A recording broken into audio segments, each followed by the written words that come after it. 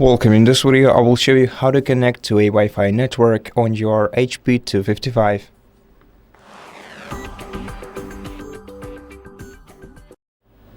First of all, hover your mouse pointer over these three icons on your taskbar, click on them once, then click the arrow icon next to Wi-Fi.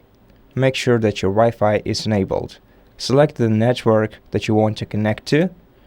Click on it. If you want to connect to it automatically, do not uncheck this checkbox. Then click Connect and enter the password to it. Press Enter and wait until you are connected to this network. And now you can start using your Wi-Fi and access the internet. Thank you for watching this video. If it helped you, please consider subscribing to our channel, leave us a like and a comment below, and I'll see you in the next one.